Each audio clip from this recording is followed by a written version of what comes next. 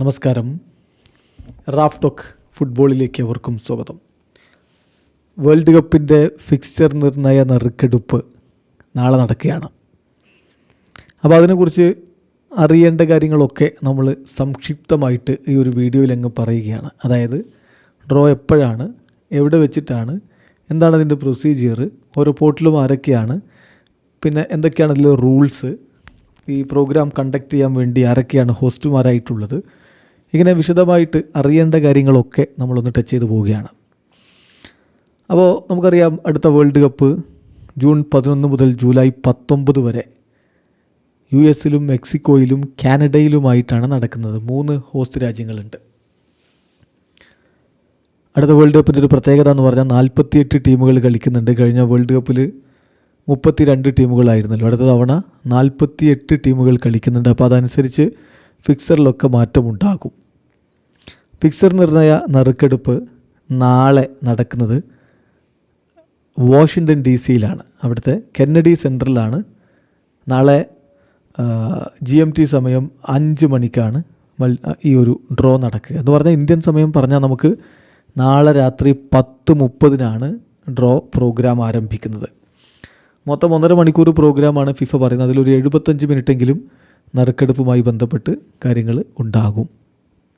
ഇപ്പോൾ ഇനി ആരൊക്കെയാണ് ഇതിൽ ഹോസ്റ്റുമാരായിട്ടുള്ളത്? ഡ്രോ കണ്ടക്ടറായിട്ടുള്ളത് മുൻ ഇംഗ്ലീഷ് താരം റിയോ ഫെർഡിനാൻഡാണ്. അദ്ദേഹത്തോടൊപ്പം കണ്ടക്ടറായിട്ട് സാമന്ത ജോൺസൺ ഉണ്ട്. റെഡ് കാർപ്പറ്റ് ഹോസ്റ്റായിട്ട് എലി മാനിങ് ഉണ്ട്. ഇക്കാര്യങ്ങൾ ഒഫീഷ്യലി ഫിഫ അറിയിച്ചിട്ടുണ്ട്. പിന്നെ ഡ്രോ അസിസ്റ്റൻറ്റുമാരായിട്ട് മറ്റ് കളികളിൽ നിന്നുള്ള പ്രമുഖ താരങ്ങൾ, അതായത് ടോം ബ്രാഡി, അതുപോലെ തന്നെ വെയിൻ ഗ്രറ്റ്സ്കി, പിന്നെ ആരോൺ ജഡ്ജ്, അതോടൊപ്പം തന്നെ ഷാക്ക് ഒനീൽ എന്നിവരൊക്കെ ഈ ഡ്രോ അസിസ്റ്റൻറ്റുമാരായിട്ടുണ്ട്. അപ്പോൾ ഇതാണ് പ്രധാനമായിട്ടും ഈ പ്രോഗ്രാം കണ്ടക്ട് ചെയ്യാൻ വേണ്ടിയിട്ടുള്ള ആളുകൾ. ഇനി വേൾഡ് കപ്പിന് ക്വാളിഫൈ ചെയ്തിട്ടുള്ള ടീമുകൾ ആരൊക്കെയാണെന്നറിയാം. 48 ടീമുകൾ വേൾഡ് കപ്പിന് ക്വാളിഫൈ ചെയ്യണം. പക്ഷേ ഇപ്പോൾ 42 ടീമുകളെ ക്വാളിഫൈ ചെയ്തിട്ടുള്ളൂ. ബാക്കി 6 ടീമുകൾ ഇനി പ്ലേ ഓഫ് മത്സരങ്ങൾ കളിച്ച് കയറി വരേണ്ടതുണ്ട്. ആ പ്ലേ ഓഫ് മത്സരങ്ങൾ നടക്കുന്നത് മാർച്ച് 31-നാണ്. 2026 മാർച്ച് 31 അവസാനിക്കും. മാർച്ച് 31 എന്നല്ല, ആ മാർച്ച് വിൻഡോയിൽ നടക്കും. മാർച്ച് 31 ആ പ്ലേ ഓഫ് മത്സരങ്ങൾ അവസാനിക്കും. പക്ഷേ അവർക്കുള്ള സ്പോട്ട് ഇവിടെ ഒഴിച്ചിട്ടുകൊണ്ടായിരിക്കും ഈ ഒരു ഡ്രോ നടക്കുക. ഇനി മനസ്സിലാക്കേണ്ട മറ്റൊരു പ്രധാനപ്പെട്ട കാര്യം, ഏതൊക്കെ ടീമുകളാണ്, ഏതൊക്കെ പോർട്ടുകളിലാണ് ഉള്ളത് എന്നുള്ളതാണ് ആദ്യം നമ്മൾ നോക്കുന്നത്. സോ ആകെയുള്ള 42 ടീമുകളെ ഈ പറഞ്ഞ പോലെ വ്യത്യസ്ത പോർട്ടുകളിലാക്കി തീർക്കുന്നു. അതോടൊപ്പം തന്നെ ഒരു പോർട്ടിൽ ഈ ഇനിയും ക്വാളിഫൈ ചെയ്യാനുള്ള ടീമുകൾ, അതായത് ഓരോ കോൺഫെഡറേഷനിൽ നിന്ന് ഇനി പ്ലേ ഓഫ് കളിച്ച് വരാനുള്ള ടീമുകൾക്കുള്ള സ്പോട്ട് കൊടുത്തിട്ടുണ്ട്. അത് പോർട്ട് 4-ലാണ്. അപ്പോൾ നമ്മൾ വിശദമായിട്ട് നോക്കുകയാണ്.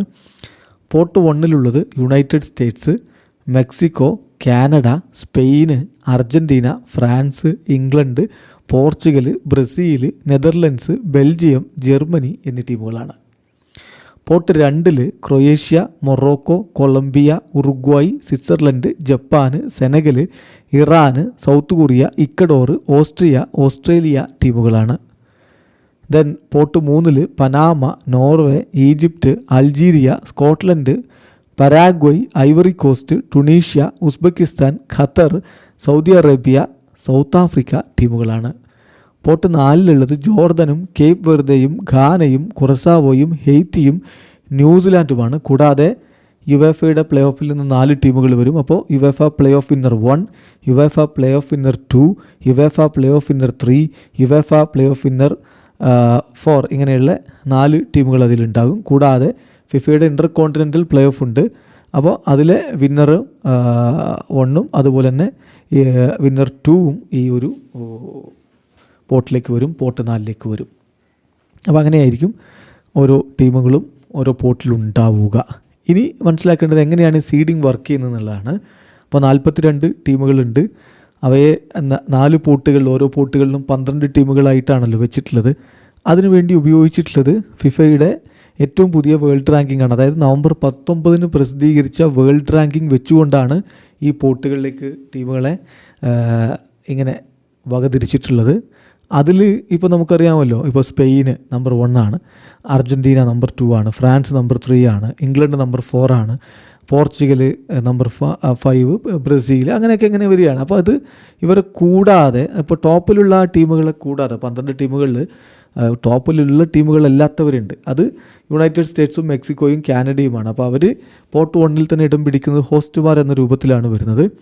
ബാക്കി കൺട്രികൾ അവയുടെ റാങ്കിങ് അനുസരിച്ചാണ് പോർട്ട് 1, 2, 3 എന്ന രൂപത്തിൽ അങ്ങനെ അങ്ങ് പോയിട്ടുള്ളത്. സോ ഇനി എങ്ങനെയാണ് ഡ്രോ വർക്ക് ചെയ്യുക എന്നുള്ളതാണ്. അപ്പോൾ നിങ്ങൾ മനസ്സിലാക്കേണ്ട കാര്യം, ഓരോ പോർട്ടിലുള്ള ടീമുകളും മറ്റ് പോർട്ടുകളിലുള്ള ടീമുകളുമായിട്ടായിരിക്കും നറുക്കെടുപ്പിലൂടെ ഒരു ഗ്രൂപ്പിൽ വരുന്നുണ്ടാവുക.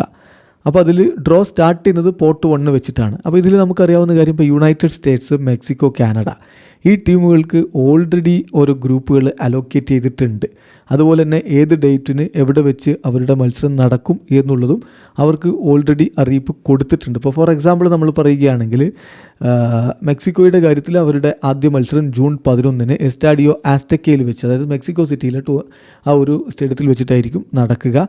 അപ്പോൾ ഡ്രോ കഴിയുമ്പോഴാണ് ആരാണ് അവരുടെ എതിരാളികളായിട്ട് അവരുടെ ഗ്രൂപ്പിലേക്ക് വരുന്നത് എന്നുള്ളത് വ്യക്തമാവുക. ബാക്കിയുള്ള ടീമുകൾ, അപ്പോൾ ഈ 3 ടീമുകളും ഓൾറെഡി ഓരോ ഗ്രൂപ്പുകളിലാക്കുകയും അതുപോലെ തന്നെ അവർക്ക് എന്നാണ് കളി ഇങ്ങനെയൊക്കെ അറിയിച്ചിട്ടുണ്ട്. ബാക്കിയുള്ള ടീമുകൾ, പോർട്ട് 1 ബാക്കിയുള്ള ടീമുകൾ ഇതുപോലെ അലോക്കേറ്റ് ചെയ്യും. ഓരോ പോർട്ടിൽ നിന്നും ഓരോ ടീമുകൾ ഡ്രോയിലൂടെ അവരുടെ ഗ്രൂപ്പിലേക്ക് എത്തുകയും ചെയ്യും. അങ്ങനെയാണ് വരിക. അപ്പോൾ അതിൽ നമ്മൾ ശ്രദ്ധിക്കേണ്ട കാര്യം, ആൽഫബറ്റിക്കൽ ഓർഡറിലാണ് നടക്കുന്നത്. ഗ്രൂപ്പ് L വരെ ഉണ്ടാകും. സെയിം പ്രോസസ്സ് പോർട്ട് 2, 3, പോർട്ട് 4 നടക്കുകയും ചെയ്യും. അപ്പോൾ ഇങ്ങനെയാണ് നടക്കുക. അപ്പോൾ ഇതിൽ നമ്മൾ ശ്രദ്ധിക്കേണ്ട ഒരു കാര്യം കൂടിയുണ്ട്. എന്തെങ്കിലും സ്പെസിഫിക് കണ്ടീഷൻസ് ഉണ്ടോ നറുക്കെടുപ്പിന് എന്നുള്ളത്. അതിൽ പ്രധാനപ്പെട്ട ചില കണ്ടീഷനുകളുണ്ട്. ഇപ്പോൾ നോക്കുക, ഇപ്പോൾ പ്രധാനപ്പെട്ട ടീമുകൾ പരസ്പരം സെമി ഫൈനൽ വരെ ഏറ്റുമുട്ടാതിരിക്കുന്നതിന് വേണ്ടിയിട്ട് ചില അഡ്ജസ്റ്റ്മെൻറ്റുകളുണ്ട്. അതിങ്ങനെയാണ്. ഇത് ഫിഫ ആദ്യമായിട്ടാണ്, ചരിത്രത്തിൽ ആദ്യമായിട്ടാണ് ഇങ്ങനെ ചെയ്യുന്നത്. 4 highest seeded countries will not be able to face each other until the semi finals. അപ്പോൾ സെമി ഫൈനൽസ് വരെയുള്ള മത്സരങ്ങളിൽ ഈ ടീമുകൾ നേരിട്ട് വരാത്ത രൂപത്തിലായിരിക്കും ഫിക്സർ നിർണ്ണയം നടക്കുക.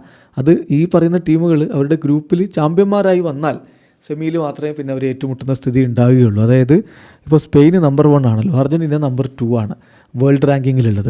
അപ്പോൾ ഈ ടീമുകളെ 2 വ്യത്യസ്ത പാത്തുകളിലൂടെ സെമിയിലെത്തുന്ന രൂപത്തിലായിരിക്കും നറുക്കെടുപ്പിലൂടെ ഗ്രൂപ്പുകളിൽ പ്ലേസ് ചെയ്യാൻ പോകുന്നത്. ഇത് ടോപ്പ് 4 ടീമുകൾക്കേ ഈ ഒരു ആനുകൂല്യമുള്ളൂ. അപ്പോൾ പിന്നെ 3ാമത്തെ ടീം അത് ഫ്രാൻസാണ്, 4ാമത്തെ ടീം ഇംഗ്ലണ്ടാണ്. അവരെയും ആ രൂപത്തിൽ പരസ്പരം ഏറ്റുമുട്ടേണ്ടാത്ത വിധത്തിലായിരിക്കും കാര്യങ്ങൾ പ്ലേസ് ചെയ്യുക. അപ്പോൾ ഇത് ഫിഫ പറയുന്നത് ആ ഒരു ഫിക്സറിൻ്റെ ബാലൻസ് നിലനിർത്തുന്നതിന് വേണ്ടിയിട്ടാണ് എന്നാണ്. അതുകൂടാതെ തന്നെ ഒരേ കോണ്ടിനെൻറ്റിൽ നിന്നുള്ള 2 ടീമുകൾ ഒരു ഗ്രൂപ്പിൽ വരാത്ത രൂപത്തിലായിരിക്കും ഫിക്സർ നിർണ്ണയം നടക്കുക. പക്ഷേ അതിലൊരു പ്രശ്നമുള്ളത്, യുവേഫയിൽ നിന്ന് 16 ടീമുകളുണ്ട്. അപ്പോൾ യുവേഫ ടീമുകളെ അങ്ങനെ ഒരു ഗ്രൂപ്പിൽ ഒന്നേ വരൂ എന്ന് പറഞ്ഞുകൊണ്ട് കടുംപിടുത്തം പിടിക്കാൻ പറ്റാത്തതുകൊണ്ട് മാക്സിമം ഒരു ഗ്രൂപ്പിൽ 2 യൂറോപ്യൻ ടീമുകൾ വരുന്ന രൂപത്തിലായിരിക്കും ഫിക്സർ നിർണ്ണയം നടക്കുക. നറുക്കെടുപ്പ് കഴിയുമ്പോൾ അങ്ങനെയായിരിക്കും ഗ്രൂപ്പ് ഉണ്ടാവുക എന്ന കാര്യം കൂടി ശ്രദ്ധിക്കുക. അപ്പോൾ ഇങ്ങനെയായിരിക്കും ഈ നറുക്കെടുപ്പിൻ്റെ പ്രൊസീജിയർ മുന്നോട്ട് പോവുക. ഒടുവിൽ നമുക്ക് ഓരോ ഗ്രൂപ്പിലും ഏതൊക്കെ ടീമുകളുണ്ട് എന്നുള്ളത് വ്യക്തമായിട്ട് മനസ്സിലാക്കാനും പറ്റും.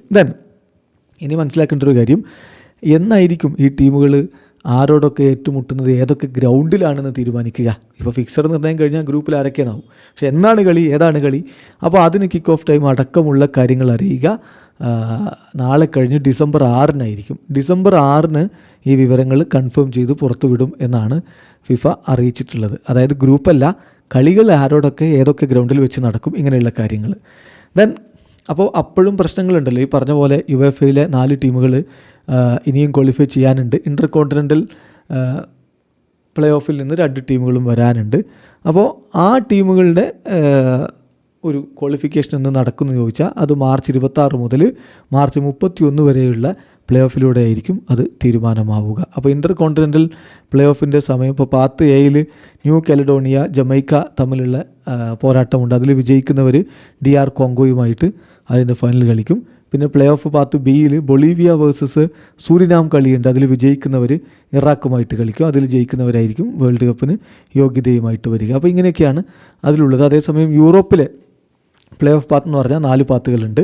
പ്ലേ ഓഫ് പാത്ത് എയിൽ ഇറ്റലിയും നോർത്തേൺ അയർലൻഡും തമ്മിൽ കളിക്കും. അതിൽ ജയിക്കുന്നവരും വെയിൽസും ബോസ്നിയ ആൻഡ് ഹെർസാഗോവിന മത്സരത്തിലെ വിജയികളും തമ്മിൽ ഫൈനൽ കളിക്കും.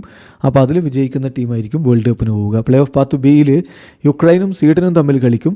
പോളണ്ടും അൽബേനിയയും തമ്മിൽ കളിക്കും. ഈ 2 മത്സരങ്ങളിലെ വിജയികൾ തമ്മിൽ പ്ലേ ഓഫ് ഫൈനൽ കളിക്കും. അതിൽ ജയിക്കുന്നവരായിരിക്കും വേൾഡ് കപ്പിന് പോവുക. പ്ലേ ഓഫ് പാത്ത് സിയിൽ തുർക്കിയും റൊമേനിയയും തമ്മിൽ കളിക്കും. സ്ലോവേക്കിയയും കൊസോവോയും തമ്മിൽ കളിക്കും. ഈ മത്സരങ്ങളിലെ വിജയികൾ പ്ലേ ഓഫ് പാത്ത് ഫൈനൽ കളിക്കും. അതിൽ വിജയിക്കുന്ന ടീം വേൾഡ് കപ്പിന് പോകും. ദെൻ പ്ലേ ഓഫ് പാത്ത് ഡിയിൽ ഡെൻമാർക്കും നോർത്ത് മാസിഡോണിയയും തമ്മിൽ സെമിഫൈനൽ കളിക്കുന്നു. സെച്ചിയയും റിപ്പബ്ലിക് ഓഫ് അയർലൻഡും തമ്മിൽ കളിക്കുന്നു. അതിൽ വിജയിക്കുന്നവർ തമ്മിൽ ഫൈനലിൽ ഏറ്റുമുട്ടും. ആ ഫൈനൽ വിജയിക്കുന്നവർ വേൾഡ് കപ്പിന് പോകും. ഇതാണ് യൂറോപ്പിൽ നിന്നുള്ള ഒരു പ്ലേ ഓഫ് പാത്ത് എന്ന് പറയുന്നത്. ഏതായാലും നാളെ അറിയാം ഏതൊക്കെ ഗ്രൂപ്പിൽ ആരോടൊക്കെ ഏറ്റുമുട്ടേണ്ടി വരുമെന്ന് കാത്തിരിക്കാം. നാളെ രാത്രിയിലെ 10:30 ഫിക്സർ നിർണയ നറുക്കെടുപ്പിനായി. വീഡിയോ അവസാനിക്കുന്നു. ഫുട്ബോൾ ലോകത്തെ കൂടുതൽ വിശേഷങ്ങളുമായി റാഫ് ടോക്സ് വീണ്ടും എത്താം.